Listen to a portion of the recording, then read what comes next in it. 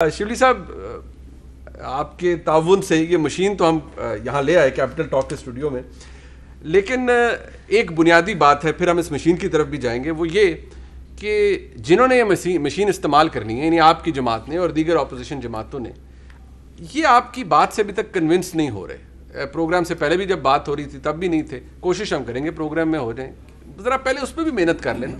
دیکھیں جی، میں اس سے پہلے کہ اس مشین پہ آؤں تو میں ذرا بتانا چاہوں گا کہ ہمارے پیپلز پارٹی کے کولیگ بیٹھے ہیں سینیٹر مصطفیٰ. میں ان کو پہلے بتاؤں گا کہ یہ شروع سفر کب سے ہوا تھا. یہ 2010 سے ہوا تھا. ٹھیک ہے جی. ٹھیک ہے جی.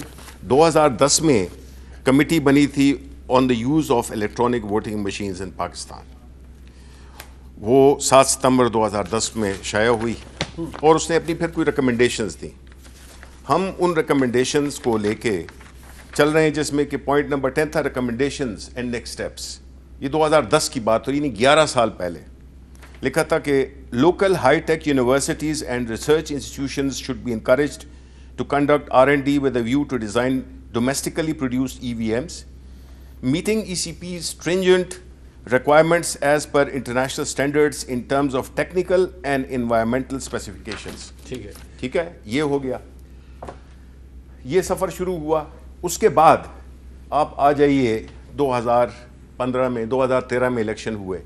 اس میں ہماری پارٹی نے پورا ایک دھرنا دیا، احتجاج کیا، صرف 4 حلقوں کی بات کی، لیکن وہ نہیں ہوا. لیکن اس کے نتیجے میں ایک تو 2 چیزیں ہوئیں. ایک بنا جوڈیشل کمیشن ناصر الملک صاحب کی سربراہی میں، جس کی رپورٹ یہ ہے. ٹھیک ہے، اس میں آبزرویشن اور ریکمنڈیشن، اس میں آبزرویشنز بھی ہیں، ریکمنڈیشنز بھی ہیں. اور اس کے بعد 2000 اس کے ہمارے اس احتجاج کے اور سپریم کورٹ کے فیصلے یہ جوڈیشل کمیشن کی روشنی میں انہی کی پارٹی نے، انہی کی حکومت نے 2017 میں الیکٹورل ریفارمز کمیٹی بنی.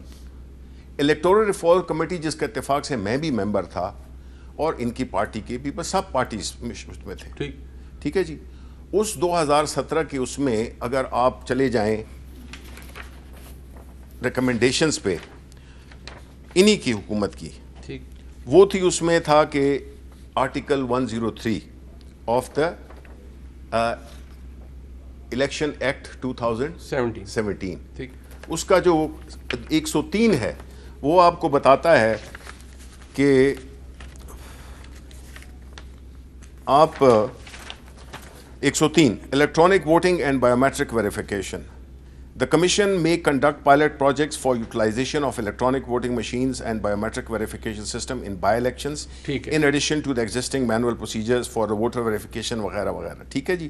جو لفظ امپورٹنٹ ہے, the Commission may conduct. Yeah, بالکل. I agree. یہ not the government. Not the government. Totally. The Commission may conduct. Somebody has to produce the machine. It's with the election commission. ٹھیک ہے نا. نہیں میں no, it's not with the election commission. میں وہ election commission کے پاس چلی گئی ہے مشین. انہوں نے ٹیکنیکل کمیٹی بھی اس کے اوپر بنا دی ہے جو اس کو چیک کر رہی ہے. میں اپنے موقع باری آنے پہ کروں گا. میں صرف یہ پوائنٹ آؤٹ کرنا چاہتا جسٹ ٹیک 2 منٹس. اور وہ پھر اس کے بعد جو 2017 کا جو پائلٹ پروجیکٹ ہوا پشاور میں NA4 میں، اس کی رپورٹ بھی آ گئی. ٹھیک ہے. اور جو اس پہ یہ الیکشن کمیشن کی رپورٹ ہے بائی دا وے. ٹھیک ہے. 14 نومبر 2017 کو اس میں بھی انہوں نے جو اپنی آبزرویشنز دیں وہ اس رپورٹ میں شامل ہیں. 3 فائدے مجھے اس مشین کے بتائیں. نہیں میں آپ کو دیکھیں نا، جب تک آپ الیکشنز کے اس میں نہیں آئیں گے، جب بیک گراؤنڈ آپ کو نہیں پتا ہوگا اپنے ناظرین کو، بالکل ٹھیک، تو یہ کہنا کہ جی یہ آؤٹ آف دا بلو ہم آ گئے ہیں، ہم یہ مشین بنا کے کہ جی اگلے الیکشن 2023 کے یا دھاندلی کے لیے بنا رہے ہیں، تو میں اس کی نفی کرنا چاہتا ہوں. یہ سارے جو ڈاکیومنٹس ہیں جس میں کہ ان کی حکومت بھی شامل ہے پیپلز پارٹی کی اور ان کی بھی حکومت شامل ہے. 3 فائدے بتا دیں شبلی صاحب، آپ minister for science and technology. 3 فائدے ہیں. نمبر 1، یہ استعمال میں آسان ہے، جس طرح کہ ابھی آپ آئیں گے. بیکاز نارملی جب ٹیکنالوجی یا مشینز کی بات ہوتی ہے تو آپ ذہن میں یہ آتا ہے کہ پتہ نہیں ہمارے ملک میں تو ان پڑھ لوگ بھی ہیں، بوڑھے بھی ہیں، فار فلنگ ایریاز ہیں. تو مشین کے اس کی جو خصوصیت ہے وہ یہ ہے کہ یہ یوزر فرینڈلی، یعنی کہ آپ نے ایک بٹن دبانا ہے اور ایک دوسرا ایک نیشنل اسمبلی کا اور ایک پروونشل. وہ ابھی آپ بتائیں گے نا، وہ ہم بتائیں گے. ٹھیک ہے.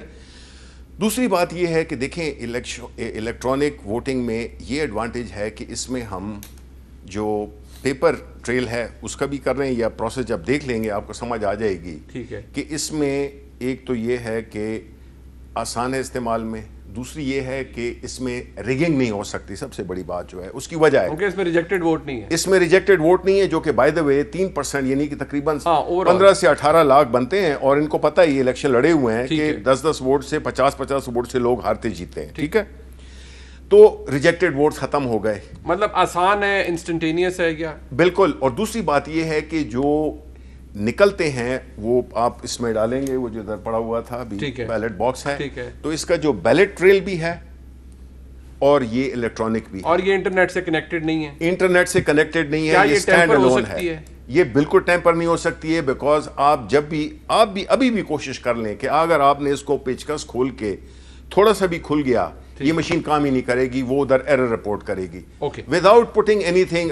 نہیں, لاسٹ چیز یہ ہے کہ جو آپ کا جو فارم 45 ہے, جس میں کہ سب بیٹھتے ہیں, گنتے ہیں, مینول یہ ہو گیا, بحثیں ہوتی ہیں, یہ وہ چونکہ اس میں وہ ریجیکٹڈ ووٹ 0 ہیں, وہ پریس کریں گے ایک بٹن سے تو اس کو آپ کا فارم 45 کی پوری کہ کس کینڈیڈیٹ نے کتنے ووٹس لیے الیکشن میں, جو ان کے جو پولنگ ایجنٹس ہوں گے ان کے سامنے نکالا جائے گا ہر بوتھ کا.